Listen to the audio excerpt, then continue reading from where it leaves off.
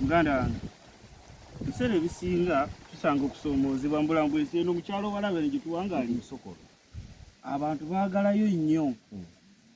era buli omu akanya nnyo okuleka ng'atwala omuntu bwafa ne balyayanira ebintu by'omugenzi wali yawampa ate omuti guno gwange so nno bino njagala okukubuulirako bwe mbanga nfudde ne bugera ku makya naga nti Bashir afudde bino wammanga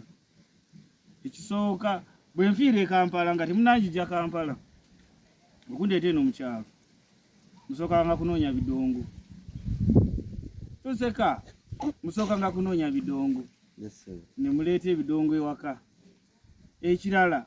temunziikirangawo ndi wannakwezi obusiraamu nange tuli banjawulo nze temunziikirangawo omusiraamu ye mumuziika olulala naye nze Bashir ow'essakala ye omusiraamu embeera omusiraamu ye omusiraamu mumuziika olulala kakati temunziikirangawo malanga ennaku ezi bakyali bange bonna abakola ku rediyo abakola ku TV bonna ne bajja ne bandabako ne bagamba omuyaayi waffe agenze ate ekirala saagala nnyimba zikungubaga walumbe ezaayo atukola bw'ati abakoze ekyo Mukama ampadde buli kimu ekitiibwa kye ndi mumusaba kati kyabalongo okubeera Ssaalongo ninkera ku makya nimbeera Ssaalongo mba mmaze kati nze ebirala byonna bimpadde nfuna ne kadde ninzijjako mu kyalo eno ewaffe nindaba ku nteesa nga gino emiti jjajjaffe mwe yawummuliranga okulabika nga tubutaanya ensonga zino naye temunziikirangawo mukolanga eddaame lyange nga bwe ndikoze mulituukirizanga temunziikirangawo tolinayo ku bakyala balina baana betamanyi abakyala okuleeta awo mu kaseera kano ffe waffe engeri kiri nti ekika kitaffe ayaniriza buli muntu mulekanga buli agamba nti alina omwana wange muleka aleete nesofa katomanyiko gabameka olwaleera ne bemanyiza okusanga si bange nga nze mmanyi nti bange nga si bange naye boolowooza balinga bameka nandira kati kyeki kyenkugambye nsobola obbalowooza nti bange ng'era si bange kati kyannaku nnyo mu Buganda omusajja ensonga kitugamba omusajja tabalirwa baana so temunziikirangawo ebidongo bibeerangawo ewaka temukubanga nnyimba za walumbe ezaayo atukoze bw'ati nze Mukama talina kyankoze naye naganda nno n'okukaaba naye nagenza okulaba ng'abano bajja kaaba bano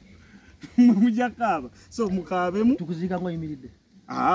saagala kunziika nga nyimiridde munziika gibayite ya mwana ndaani sigenda mu keesi temufaayo oba tebansaalidde oba bansaalidde naye temunteekanga mu keesi mwana ndaani munkube kwa kadongo oba okitegedde kakati ennyimba zenjagalawo ku lumbe saagalawo nnyimba ziteeka abantu mu birowoozo mbw ate gundi yafudde nnyo bambi ne munnakuwalirako saagala pulogulaamu zenze nkola ku rediyo zonna nzirikodinze musooka nga ziteekangamu abantu ne bawulira ku ddoboozi ly'omugenzi ekyo bwe kiggwa nzanye ku bina Uganda muteekangawo TV ennene gw'ogirina giteekengawo abantu balabe ebifaananyi by'omugenzi bwe yalinga abeera ng'akyali mulamu yazannyanga ati ali agala nnyo abakyala eyo si nsonga abali bawo bali bikola TV ogenda genda nayo mu ntaana kaakati bwe mbanga nfudde sirina mwana musika ku nsi buli mwana yenna